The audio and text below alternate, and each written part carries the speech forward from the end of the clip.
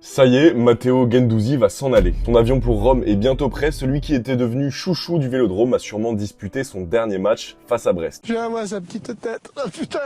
Bizot l'a d'ailleurs empêché de marquer un dernier but devant son public. Ça veut pas rentrer. Retour sur les 2 saisons de Matteo Guendouzi à l'Olympique de Marseille.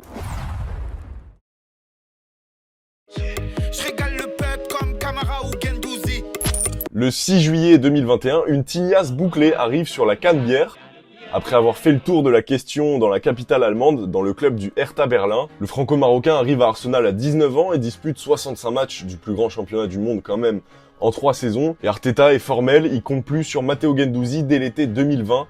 Il lui préfère même El Neni dans la rotation. Non, tu dégages! Sinon je t'en colle une! Matteo Guendouzi fait le trajet Londres-Marseille. Le mercato vient d'ouvrir ses portes seulement et Longoria fait déjà chauffer la carte SIM en recrutant De La Fuente en provenance du Barça, Gerson en provenance de Flamengo pour 20 millions d'euros et Balerdi prêté en 2020-2021 à l'OM et cette fois-ci définitivement installé dans la région PACA. Moi je suis Marseillais. Il est temps pour Matteo Guendouzi d'aller se faire voir chez les Phocéens pour se relancer. Mercato. Another one. Another one. Another one. Allez l'OM! Cause it ain't enough for them. Want a piece, cause you know the shit is hot. Trying not to fall asleep, waiting for the beat to drop. Son recrutement est plus vu comme un investissement sur le court terme, un achat pour une plus-value. S'il se relance bien et se met en avant, sa valeur marchande pourrait littéralement exploser. Son premier match officiel à l'OM, c'est la victoire à Montpellier. Dimitri Payet! La récupération haute, Payet, le retour dans la surface, Payet, bravo, Payet, tout seul! Et la première fois qu'il est décisif, c'est face à Bordeaux pour Dimitri Payet au Vélodrome. Bon, la passe est un peu anecdotique parce que Dimitri, finalement, y allait un peu en mode solo. Son premier but à l'OM, c'est 2 semaines plus tard face à Saint-Etienne au Vélodrome. Dans sa célébration, il est presque transcendé, survolté, limite déjà intégré et amoureux du public alors qu'il vient tout juste d'arriver. Ce qui est sûr, c'est que Matteo a un style atypique. Bon, je m'explique, on dirait qu'il sait pas courir ni conduire son ballon, mais au final, ça fonctionne. Tu fais pas un délit de sale gueule sur le fait qu'il soit pas élégant? Non, pas Tu vois, du tout. Et sur le terrain, il est important par sa forte personnalité. C'est vraiment un gueulard de la première heure, comme le prouvent ses interviews d'après-match, où à chaque fois, il répond aux journalistes avec une demi-corde vocale. Dans l'ensemble, on a fait un bon match quand même. Le 17 octobre, face à son club formateur du FC Lorient, il marque un but, il fait un passage en force qui se transforme en but et une passe décisive. Guendouzi, cette saison-là, c'est un milieu de terrain décisif tous les 2 matchs. Un joueur clé dans l'organisation de Sampaoli. Il finit l'année complètement lessivé à 56 matchs, 5 buts et 10 passes décisives. Pas une chaise et approche, mon garçon. Au-delà de ça, les supporters sont heureux de constater que le groupe vit bien. Saliba, Harid, Guendouzi, Pape Gueye, Dimitri Payet sont les meilleurs amis du monde. Oui, le premier de la tête, on a travaillé à l'entraînement plusieurs fois. Normalement, ça doit être William Saliba qui est censé marquer ce genre de but. Mais vu qu'il n'est pas capable, écoute, j'ai essayé de le remplacer pour une fois. C'est un menteur. Lui, il va au premier pour dévier. En plus, il a même pas fait exprès. Et sa relation avec le coach est très bonne. 2 copains. C'est 2 copains. En 1 an à l'OM, il est déjà détesté de toutes les autres communautés, tellement son côté chambreur agace, notamment des Parisiens, vu que c'est là que Guendouzi a été formé. Ses célébrations, son comportement sur le terrain ou sur les réseaux sociaux. On pense évidemment au tweet après la victoire face au PSG en Coupe de France. Ah, que coucou. Et c'est pour ça qu'on l'aime autant. Ça te fait marrer ça? Tu t'es qu'un con aussi, pauvre con. Le type a quand même réussi à devenir chouchou du Vélodrome en 1 an. Il a même eu son chant improvisé au Vélodrome. Et cette putain de phrase veut pas sortir de ma tête. Chaque jour, je peux rien faire, j'arrive pas à m'en dépatouiller.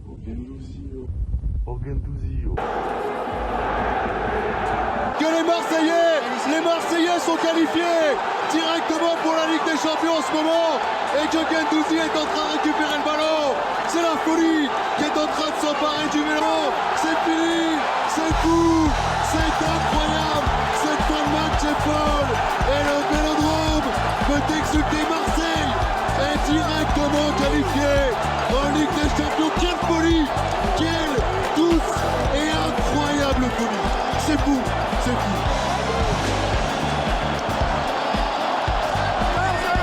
De la soirée, Ah, c'est incroyable. Et ce club, il mérite ça ici. Hein. La ville mérite ça, nos supporters méritent ça. Vraiment, félicitations aussi, c'est pour eux. Pardon, dis-moi, ce que tu vis ce soir, c'est beau ici. Hein. On mérite d'être là où on est. Toute l'année on était deuxième. On a poussé aujourd'hui. On mérite, on fait une saison de malade. Il y a eu des moments à bien comme tout le monde. Aujourd'hui l'objectif est atteint, c'est magnifique. Regardez cette ambiance. Il faut le vivre. Pas plus haut.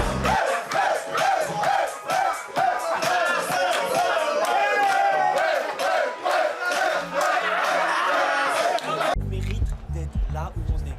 On mérite d'être là où on est. Deuxième pratiquement toute l'année. Ils croyaient quoi qu'ils allaient repasser devant nous. Mais n'importe quoi. On le mérite. On va jouer avec des champions l'année prochaine.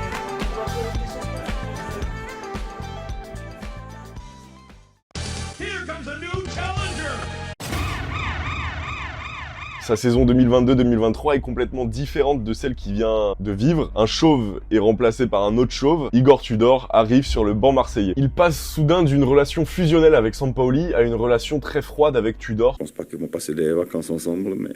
Malgré une entente proche du néant avec le tacticien croate, son statut change pas trop. Matteo reste titulaire et satisfait sur le terrain. Dispute en première partie de saison 20 matchs, plus des 3 quarts en tant que titulaire, distribue 2 passes D et met 3 buts, notamment 2 en Ligue des Champions.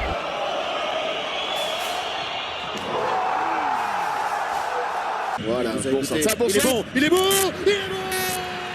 le ballon de Chancel Bemba. C'est en deuxième partie de saison qu'il sera un peu moins utilisé, perdant progressivement sa place de titulaire. Igor Tudor préfère aligner Verretou et Rongier au milieu de terrain et privilégie dans son trio d'attaque Sanchez, Under et le nouveau venu Malinowski. Il y a quand même ce but face à Rennes avec sa célébration culte de l'emoji haussement d'épaule. Et c'est le but, le contre marseillais pour l'ouverture du score dans ce 16e de finale. Les supporters tirent un peu la gueule et comprennent pas la baisse considérable de son temps de jeu, surtout que l'Ukrainien ne performe pas énormément. L'une des images fortes de cette situation, c'est lorsqu'il rentre contre Auxerre, un match d'une torture exceptionnelle. L'OM se procure des occasions mais ne concrétise pas quand Birama Touré nous fait la classique de mettre le but de sa vie au Vélodrome. Guendouzi rentre et il est automatiquement décisif et son énergie déployée montre toute la frustration accumulée à cirer le banc.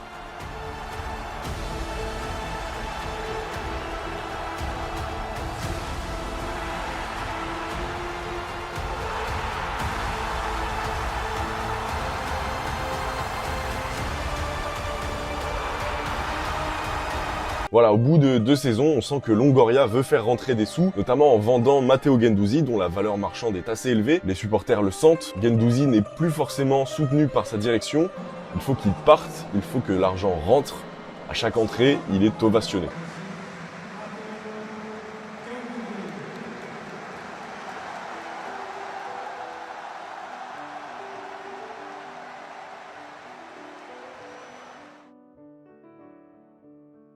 C'est là que la Lazio entre en scène. En gros, Matteo Guendouzi va s'engager avec le club de la Lazio pour 13 millions d'euros et 5 millions de bonus facilement atteignables selon Fabrice Romain. La Lazio rachète donc 2 années de contrat et économise 7 millions d'euros sur sa valeur marchande. Il y a un peu de quoi être amer quand on sait que le marché anglais, notamment Aston Villa, était bien chaud sur Matteo, allant jusqu'à des potentielles offres de 30 à 40 millions. Malheureusement, ces offres sont venues à un moment où sportivement, on pouvait pas se séparer de lui. Partir comme ça en plein hiver, c'était compliqué, surtout que le joueur voulait rester et continuer à exister dans le projet. La vente à moindre coût de Guendouzi, je dirais que c'est à mi-chemin entre la position de faiblesse de l'OM dans le marché des transferts, et les finances malgré ça deviennent saines, mais s'asseoir sur 18 millions d'euros alors que l'effectif est déjà rempli au milieu, c'était difficile. Dans un second temps, je me trompe peut-être, mais la saison sous Tudor où Guendouzi a été moins exposé a sûrement un peu flingué sa cote sur le marché des transferts.